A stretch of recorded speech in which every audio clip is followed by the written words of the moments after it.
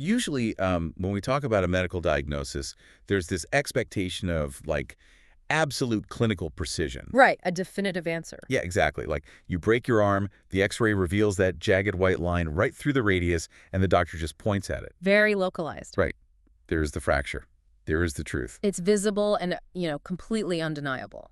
But the moment you step out of the orthopedic wing and into the realm of human psychology, into, like, deep personality analysis, that X-ray machine becomes entirely useless. Oh, yeah, completely. You can't photograph a neurosis. No, you're no longer looking at a clean break. You are looking at a diagnostic landscape that is just murky and negotiated and, well, constantly shifting. It's an ecosystem. Exactly. A living, breathing ecosystem of competing drives, traumas, ambitions. You cannot just point to a single line on a chart and say, yes, there is the ambition fracture. Because a personality is not a static object. I mean, it's a system of adaptations. It is how an organism responds to pressure, how it metabolizes its own history, really, and how it organizes its internal chaos to, just survive the external world. Which brings us to the astonishing stack of research notes we are plunging into for today's deep dive into the sources.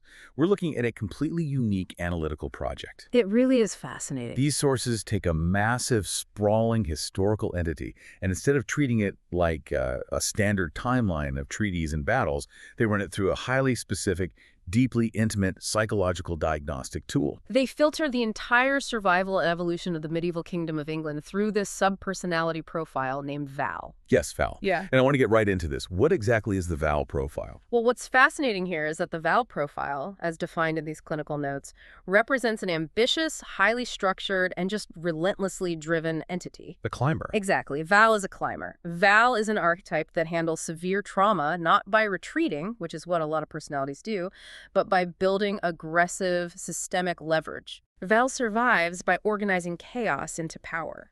And what we're going to discover as we unpack these notes with you today is how an entire society can behave exactly like this living, breathing personality when pushed to the absolute brink. We're looking at medieval England as a psychological case study of an organism that simply refuses to quit.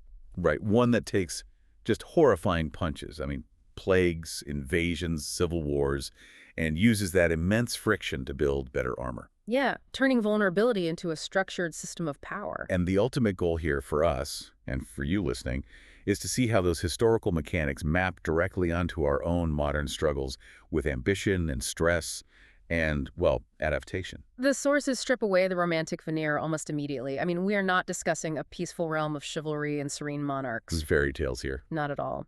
The kingdom established in the Middle Ages was forged in trauma. It was built by continuous conquest and defined by a grinding, almost unbearable tension.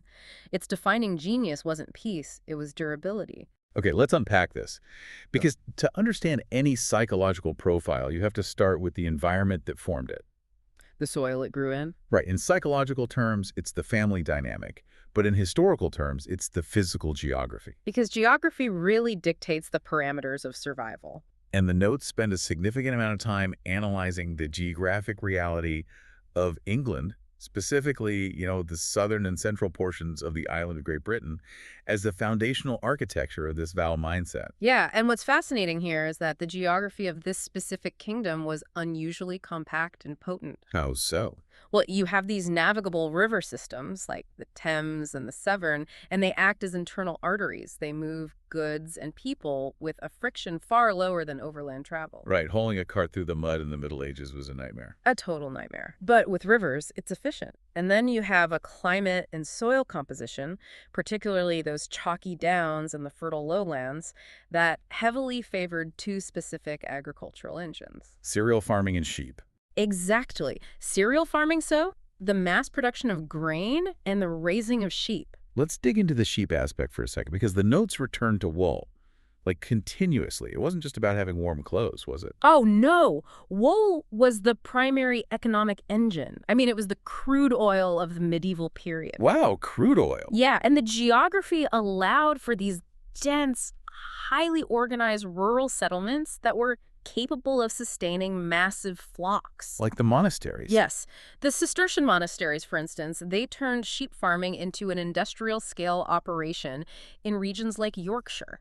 That's incredible. It generated a highly robust agrarian economy that actually produced a surplus. And in a medieval context, a surplus is the fundamental prerequisite for state power. Right, because if your people are only growing enough to just feed themselves, there's literally nothing for the crown to extract. Exactly. But extraction requires security. I mean, if you are sitting on the most lucrative wool-producing land in Western Europe, you are a target. You are a massive target. And this is where the notes introduce the concept of the watery border, right? The moat. The English Channel and the North Sea. After the Norman conquest in 1066, that specific body of water acted as a massive defensive moat.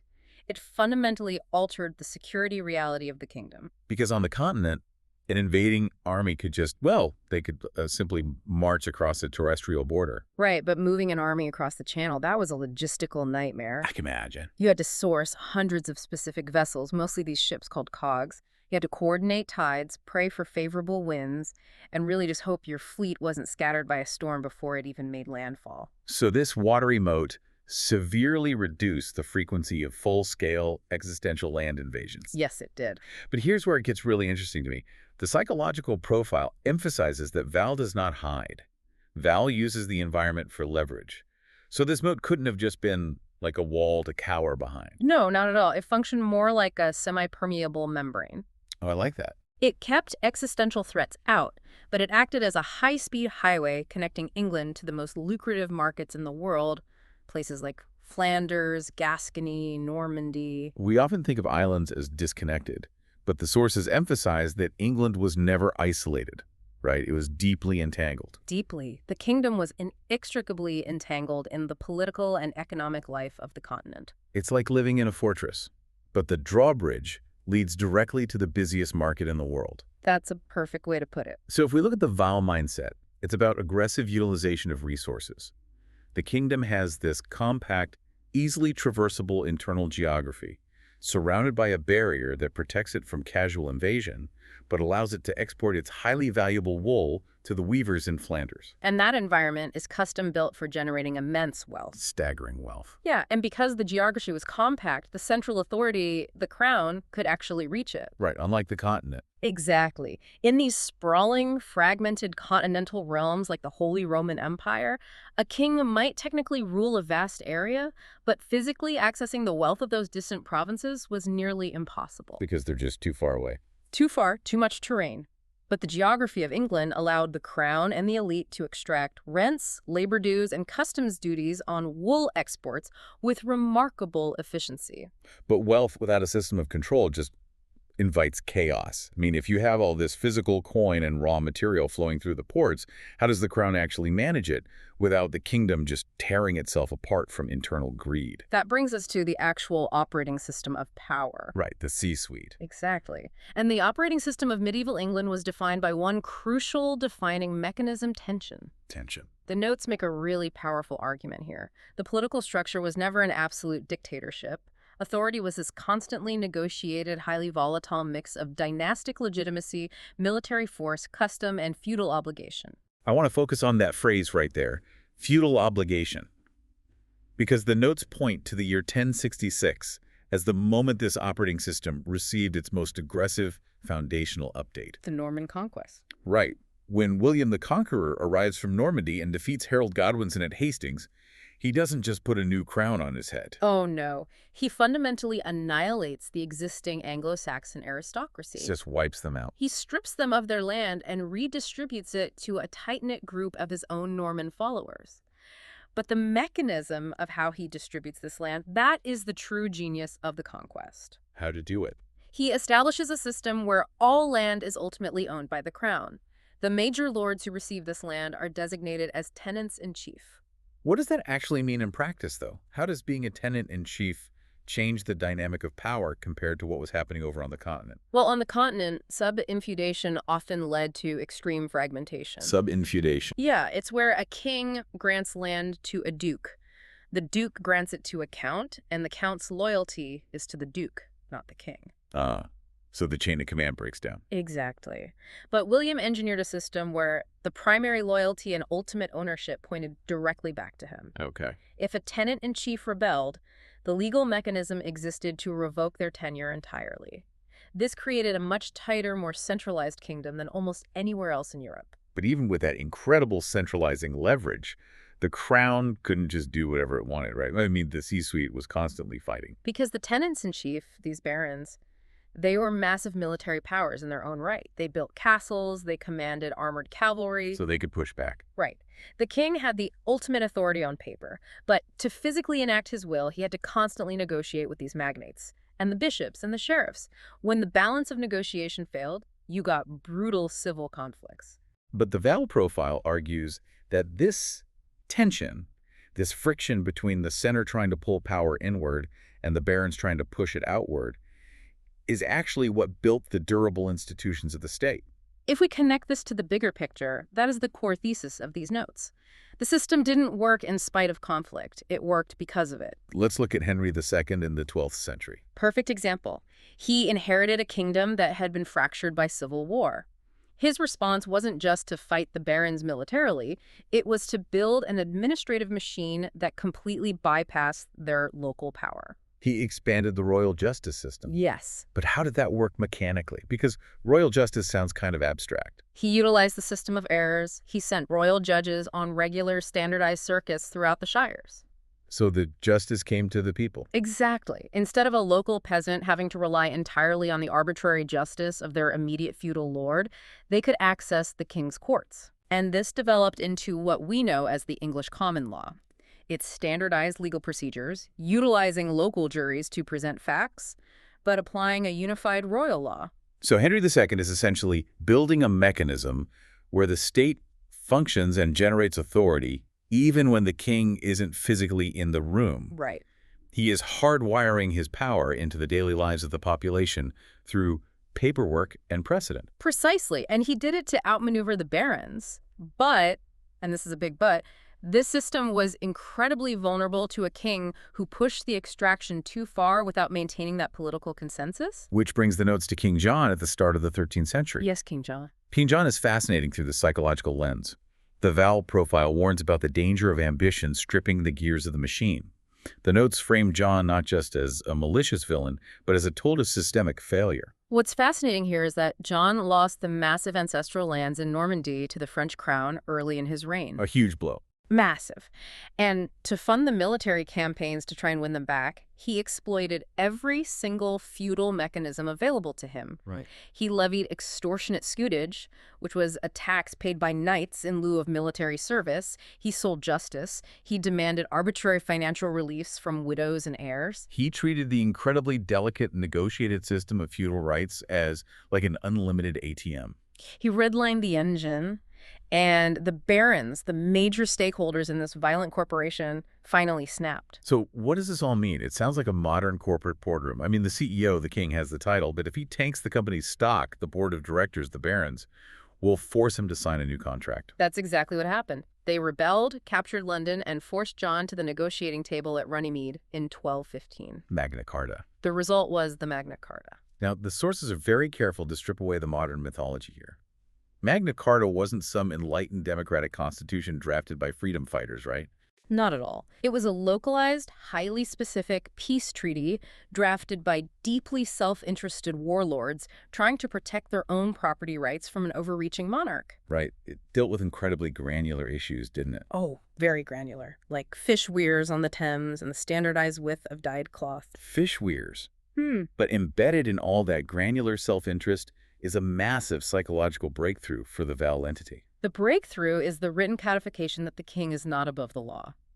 Clause 39, which states that no free man shall be seized or imprisoned except by the lawful judgment of his equals or by the law of the land, that created a permanent conceptual check on arbitrary power. Magna Carta wasn't democracy. It was a performance review that proved the king wasn't above the law. It proved that survival for this highly ambitious kingdom depended on balancing commands with consent. Right, you don't eliminate the friction, you build a structure strong enough to harness it. The friction between John and the barons didn't destroy the state.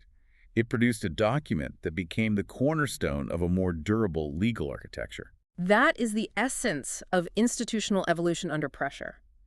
The kingdom centralized its power by constantly accommodating, negotiating, and formalizing the resistance of its elite. But the elite, These kings and barons, they are only a tiny fraction of the organism. Just the tip of the spear. Exactly. Yeah. If we are looking at this entire kingdom as a single personality, the C-suite is just the conscious mind. What about the subconscious? The rest of the population. Right. What about the 80 to 90% of population whose physical labor actually allowed the organism to metabolize energy and stay alive? To understand the true durability of the realm and the Val personality's ability to endure, we have to examine the daily grind of the peasantry. And the fundamental architecture of that daily grind was the manorial system. Yes. Walk us through the mechanics of a manor. What does that actually look like on the ground? Okay, so the manor was the foundational unit of local administration and agriculture. Imagine a village surrounded by massive open fields. These fields weren't enclosed by hedges or fences like modern farms. They were divided into large sections, and those sections were subdivided into long, narrow strips. Twice. Because of the heavy plow. The soil in many parts of England is this dense, wet clay. Ugh. Extremely. And to turn it, you needed a massive plow pulled by a team of up to 8 oxen. 8 oxen. Yeah. Turning a team that large is incredibly difficult, so you plow in the longest, straightest line possible, a furlong or a furrow-long. Oh, wow. So the physical reality of the technology dictates the actual shape of the landscape. Yes. And a single peasant family didn't own a neat, square block of land. They held the rights to cultivate various strips scattered across the different open fields. Which seems incredibly inefficient. It does, but it ensured that everyone got a mix of good soil and poor soil. And crucially, it forced communal cooperation. Right. You had to plant what the village decided to plant and harvest when the village decided to harvest, because you literally couldn't access your strip without crossing your neighbors. And what were the legal constraints on these people? The majority were villeins, or serfs. Meaning they were tied to the land. Legally tied to the land. They couldn't simply pack up and move to another village to find better wages.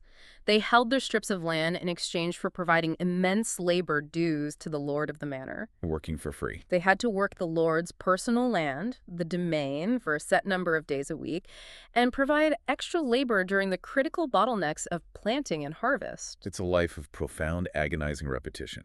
I mean, the caloric intake alone is hard to fathom. The diet was incredibly simple. It was built almost entirely around carbohydrates to sustain that massive physical expenditure. Pottage, right? Yeah, pottage, which was this thick, slowly simmering stew of peas, beans, and whatever vegetables were available. Sounds thrilling. Heavy, dark bread and weak ale.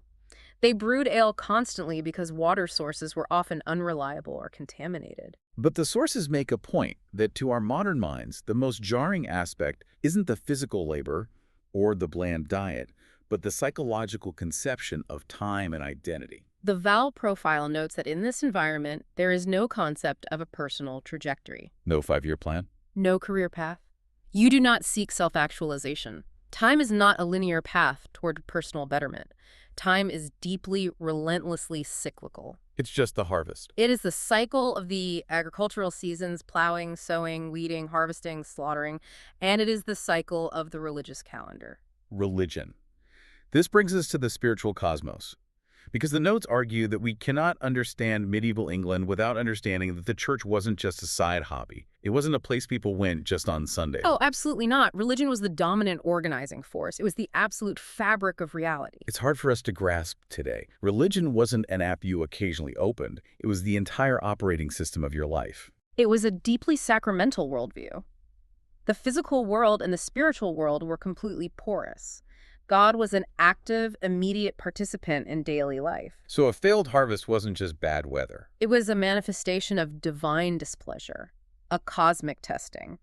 A plague was a cosmic judgment. And the church controlled the mechanisms for managing that cosmic judgment. They held the absolute monopoly on salvation. Right. Through the sacraments, baptism, the Eucharist, penance, last rites, the church controlled the literal flow of grace required to avoid eternal damnation. And then there's purgatory. Yes. The concept of purgatory, a place of agonizing purification after death before one could enter heaven, that deeply structured economic life. Wait, how does purgatory structure the economy? Because you could shorten your time, or the time of your loved ones, in purgatory through earthly actions. Like paying for prayers. Exactly. The wealthy funded chantry chapels and paid priests to say daily masses for their souls. They gave massive tracts of land to monasteries. So the church just accumulates wealth. The church became the largest landowner in the kingdom, generating immense wealth, controlling literacy, and operating its own entirely separate legal system. The canon law, Right, canon law. which sets up an incredible psychological collision. If you have the Val mindset, a crown that seeks to centralize power, standardize law, and extract maximum wealth, what happens when those two immovable objects collide? How does the king tolerate an independent, massively wealthy, internationally networked organization sitting right in the middle of his territory, answering not to him in London, but to the Pope in Rome? It leads to the ultimate stress test of medieval governance. The notes highlight the incredibly violent jurisdictional clash between King Henry II and Thomas Becket, the Archbishop of Canterbury, in the 1160s. Henry II, the system builder, the guy who created the common law and the air courts. Exactly. Henry wanted to streamline the justice system, but the church had its own courts. And the major point of friction was the issue of criminus clerks. What's a criminus clerk? If a member of the clergy, which included not just priests, but deacons, subdeacons, and minor officials, committed a secular crime like murder or theft, they claimed the right to be tried in a church court. And I imagine the church courts were significantly more lenient. Very much so. Church courts could not shed blood. They could strip a clerk of his orders or impose penance, but they wouldn't execute him. Henry II saw this as a massive loophole in his centralized system of justice. So what does he do?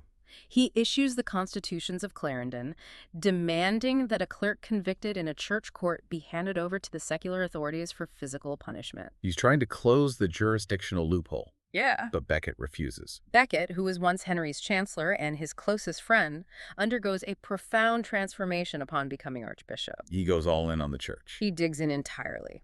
He argues that subjecting a man to both ecclesiastical stripping of orders and secular execution is double jeopardy, punishing him twice for the same crime. But fundamentally, it's a battle over sovereignty, right?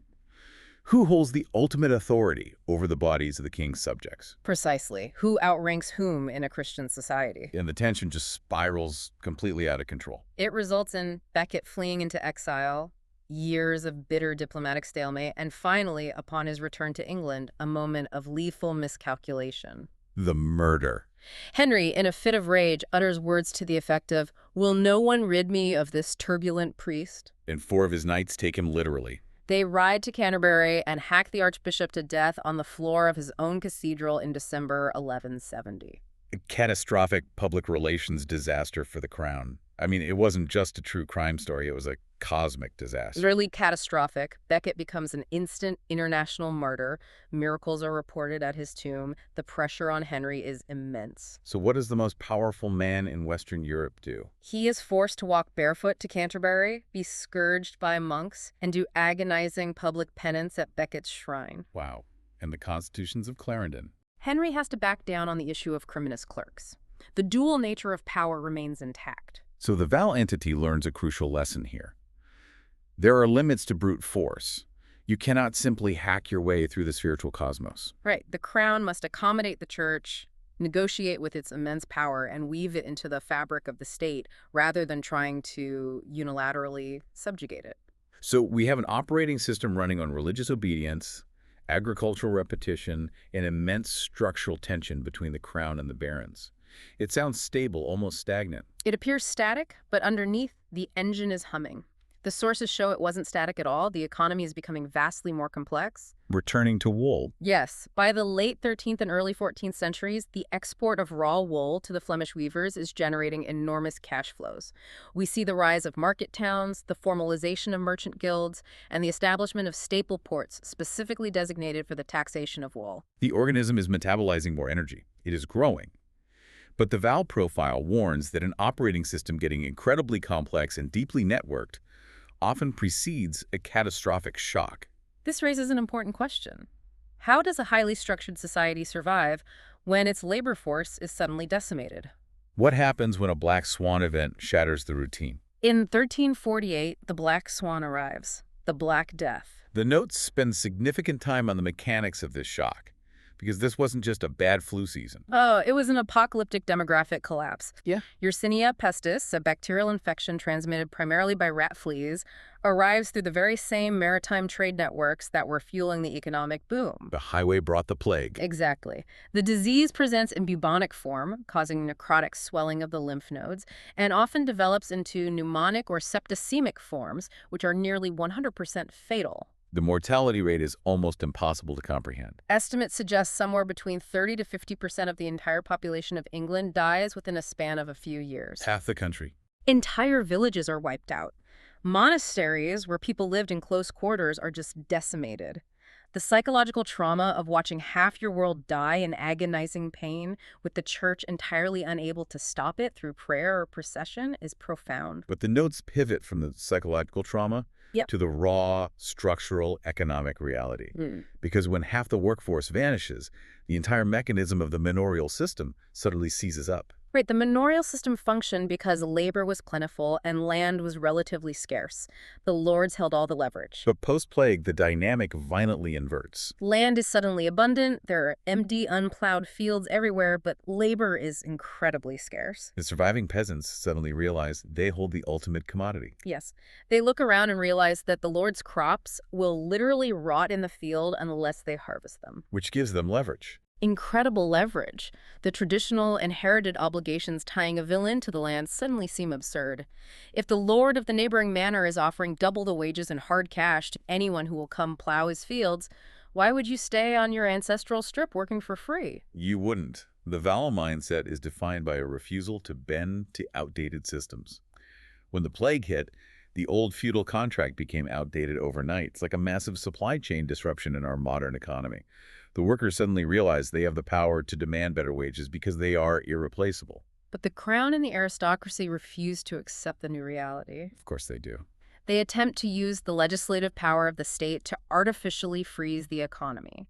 In 1351, Parliament passes the Statute of Laborers. What did that do? It essentially makes it a crime to demand higher wages than those paid before the plague, and criminalizes peasants who leave their manors to seek better terms. They try to legislate gravity. They try to force the water back up the waterfall. And it creates immense grinding friction.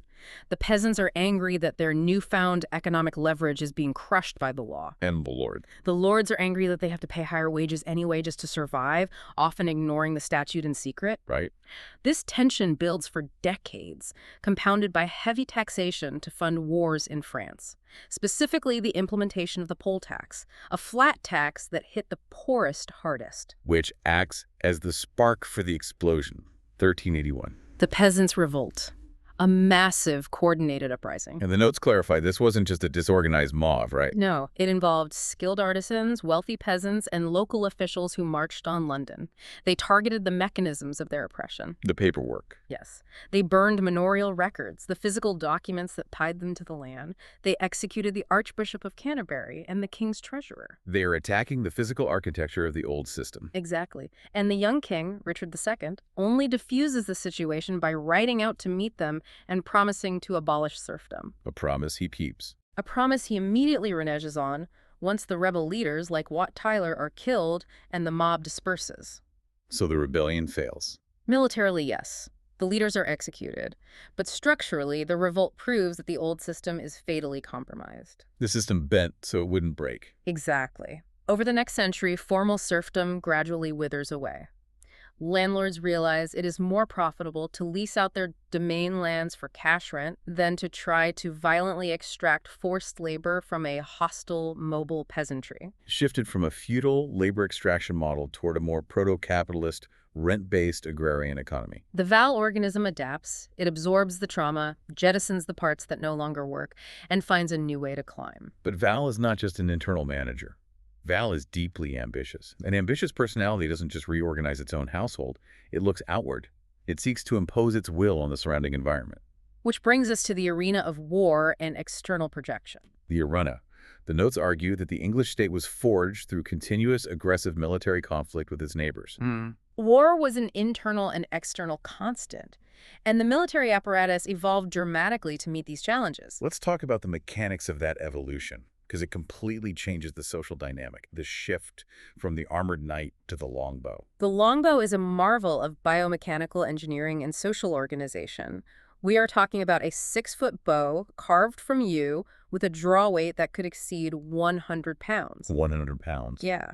Drawing a weapon like that repeatedly requires immense, highly specialized musculature. You cannot simply hand a peasant a longbow and tell him to shoot. It's not a point-and-shoot weapon. It requires a lifetime of practice, often mandated by the state on Sundays. And the tactical reality of the longbow. A skilled archer could loose up to 10 heavy bodkin arrows a minute. These arrows could pierce chainmail and severely damage plate armor at range. So a relatively cheap, non-noble infantryman could kill a vastly expensive, highly trained aristocratic knight before the knight ever got within striking distance. It democratizes the violence in a way. But where is this violence being deployed? The notes start with the immediate neighbors. Wales. Wales was a fractured landscape of independent principalities, utilizing guerrilla tactics in mountainous terrain. Tough to conquer. Very. But King Edward I, in the late 13th century, determined to crush this threat permanently. His strategy wasn't just to win battles, it was to suffocate the landscape. The castle-building campaign. An unprecedented logistical achievement. Edward commissioned a massive ring of stone, concentric castles, places like Caernarfon, Conway, and Beaumaris. And these weren't just forts. No, they were cutting-edge military technology. Concentric design meant walls within walls, allowing overlapping fields of fire. They were physical statements of subjugation. How do you even build something like that in a hostile, conquered territory? You mobilized the entire resource base of the English state. The exchequer funneled thousands of pounds into the project. Thousands of masons, carpenters, and ditch diggers were conscripted from all over England and marched into Wales. And they were supplied by sea, right? Yes, bypassing the treacherous, mountainous interior. They were physical, permanent manifestations of the Val mindset. We will engineer your subjugation in stone. So Wales is annexed. Edward I is a hero at the center, but a villain on the periphery. But then the Val entity turns north to Scotland, expecting to apply the exact same mechanism. And Scotland breaks the mechanism. Wow. The geography of Scotland is vaster, the supply lines much longer, and the Scottish resistance, led by figures like William Wallace and Robert the Bruce, adapted brilliantly. What did they do? They utilized schiltrons, massive formations of spearmen, to neutralize the English cavalry. They employed scorched earth tactics, denying the English army forage. The logistical nightmare of trying to feed an army marching north. Exactly. An army marches on its stomach. When the Scots burned the crops in front of the advancing English, the English supply lines snapped. Which culminated in the defeat at Bannockburn in 1314. Yes. The Scottish terrain and tactical adaptation proved that there was a physical limit to English territorial ambition on the island.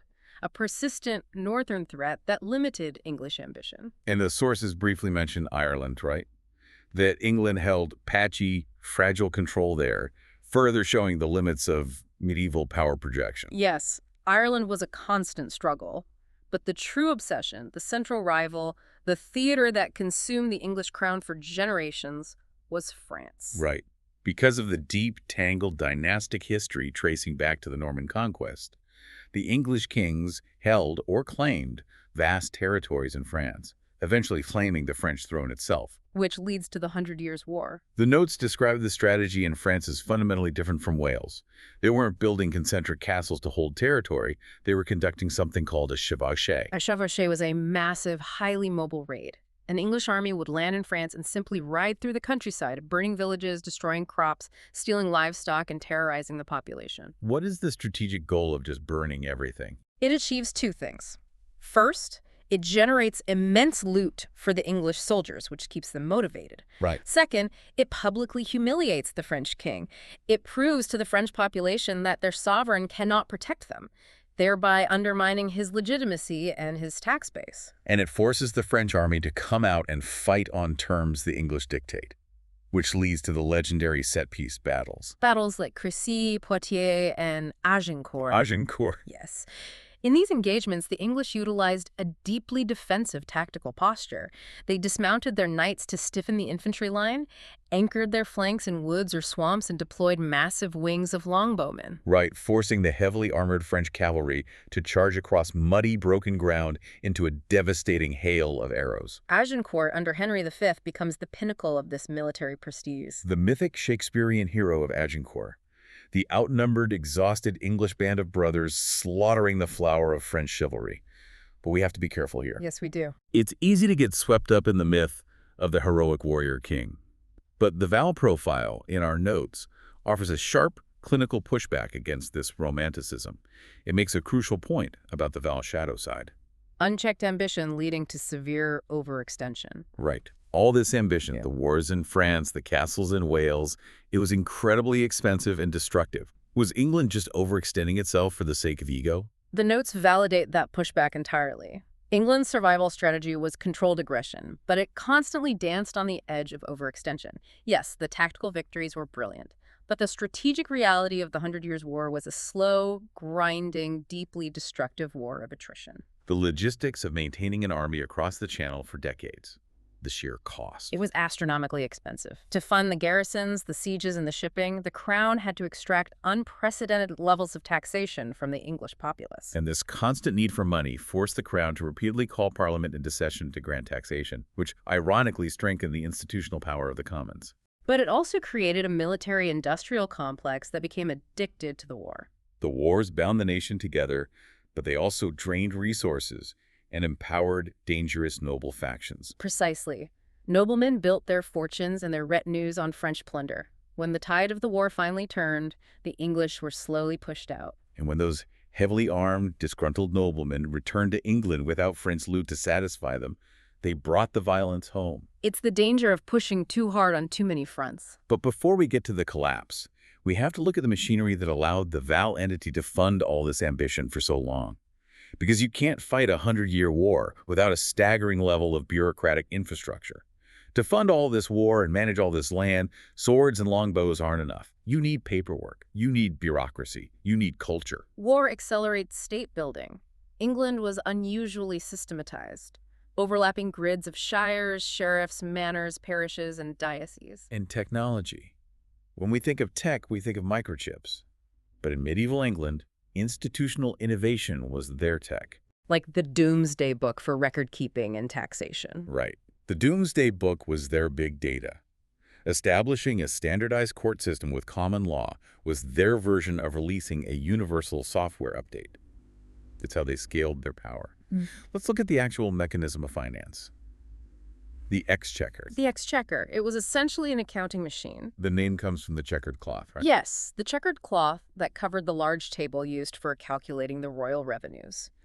Twice a year, the sheriffs from every shire would travel to Westminster to present the money they had collected from royal lands, fines, and taxes. And they used tally sticks, right? How does a wooden stick act as a receipt?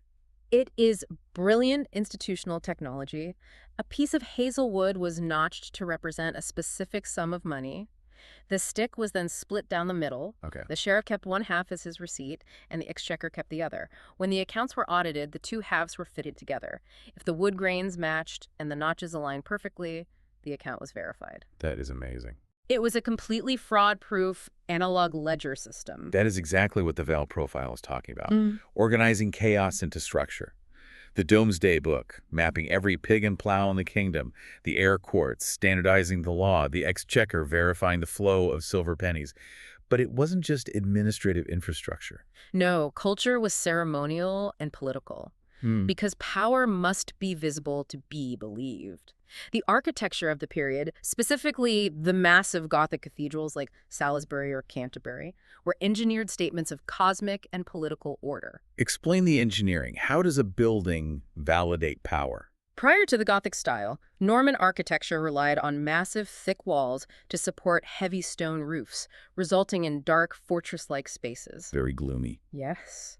But the Gothic innovation, specifically the pointed arch, the ribbed vault, and the flying buttress, changed the physics of the building. The flying buttresses. Right. They carried the massive outward thrust of the stone roof outside the building down into deep foundations. Which meant the walls themselves didn't have to bear the entire load. Exactly. And because the walls weren't bearing the load, they could be opened up and filled with massive expanses of stained glass, So it's flooded with light. flooded with light soaring vertically toward the heavens. For a medieval peasant entering a cathedral, the sheer scale, the physics-defying height, and the illumination were overwhelming. It physically validated the majesty and the divine mandate of the church and the crown that built it. It was structural propaganda. And the political infrastructure evolved alongside the stone. England didn't eliminate fragmentation, it learned to govern through it. The notes point to a specific crisis in the 13th century that fundamentally upgraded the political architecture of the kingdom, the crisis involving Simon de Montfort. Simon de Montfort was a powerful baron who led a reform movement against King Henry III. What happened? Henry III was facing massive debts and military failures, and the barons, led by Montfort, essentially staged a coup. They forced the king to accept the provisions of Oxford, which effectively placed the royal government under the control of a baronial council. But Montfort's true innovation wasn't just cornering the king. It was what he did when his support among the other barons began to fracture. To bolster his legitimacy and his tax base against the crown's supporters, Montfort needed a broader coalition. In 1265, he summoned a parliament. But he didn't just summon the great lords and the bishops, did he? No, he issued writs ordering the election of 2 knights from every shire and, crucially, 2 burgesses leading citizens from the major towns and boroughs. He invites the middle management into the boardroom. He expands the political imagination of the realm. He wasn't a democrat, but he recognized that the wealth of the kingdom was increasingly generated by the merchants in the towns and the gentry in the shires. If he was going to extract taxes from them to fund his war against the king, he needed their political consent. No taxation without representation happening centuries early. It was a pragmatic, desperate maneuver, but it set a permanent precedent. Later kings realized the efficiency of this mechanism. If you want to tax the realm heavily to fight the Scots or the French, it is far easier to summon representatives of the realm, explain the necessity, and get their formal collective consent than to try to extort it county by county. The parliament became the crucial shock absorber in the engine of the state. So we have an incredibly robust organism. It has survived the demographic collapse of the plague by shifting its economic model. It has built a sophisticated legal and financial bureaucracy. It has expanded its political architecture to include the gentry. But as we reach the 15th century, the notes indicate that the Val system finally reaches critical mass. System overload. Yes, we reach the breaking point, the collapse of the central authority. What are the specific pressures that finally break the machine? It is a confluence of 3 catastrophic failures. First, the endless, expensive wars in France. The English are losing the 100 Years' War.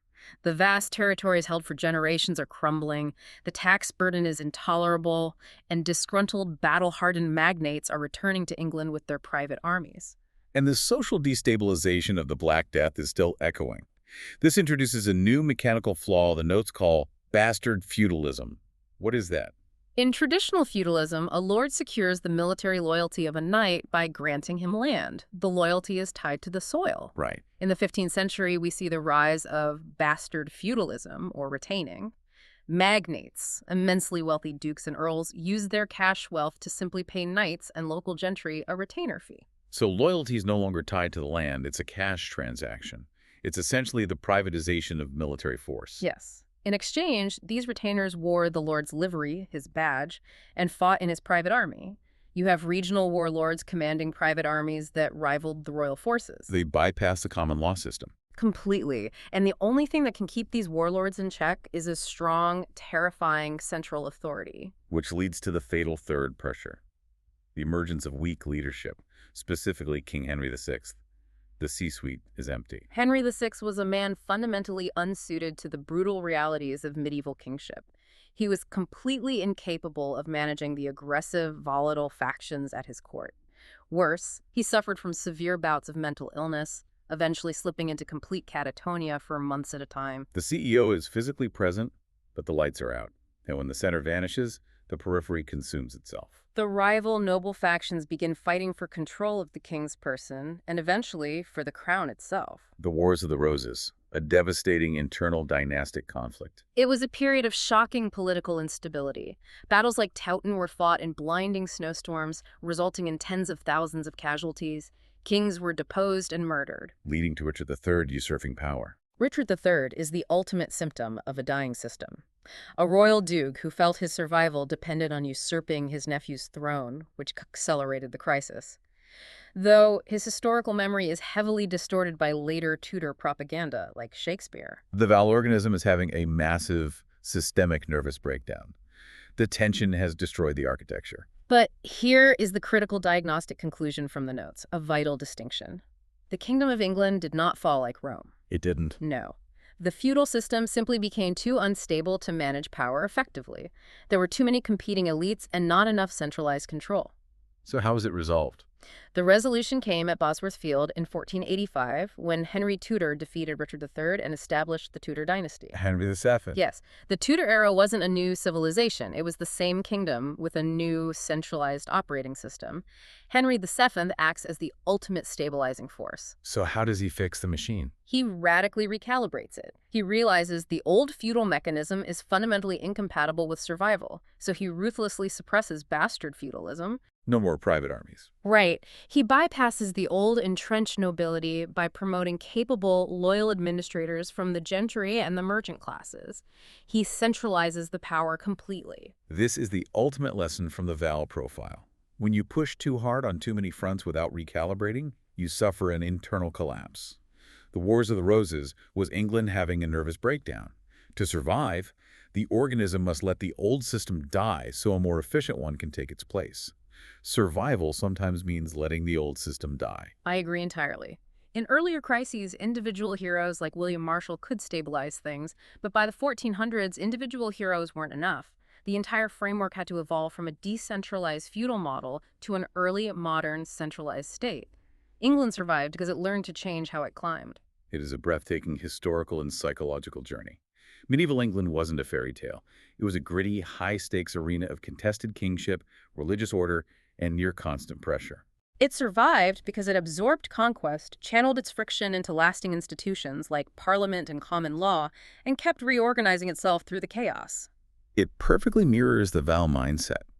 Disciplined continuation under stress, and realizing that force alone isn't enough, you need systems and adaptability. Which leaves us with a final thought for you, the listener. Think about the Tudor shift, when England realized its old feudal way of operating just couldn't support its massive ambitions anymore. So look at your own lives, your own ambitions. What is a structure, a habit, or a system in your life right now that hasn't failed you yet, but that you are currently outgrowing? What feudal system in your own mind do you need to let collapse so your next era can begin? Thank you for joining us on this deep dive into the sources. We wish you well on your own climb.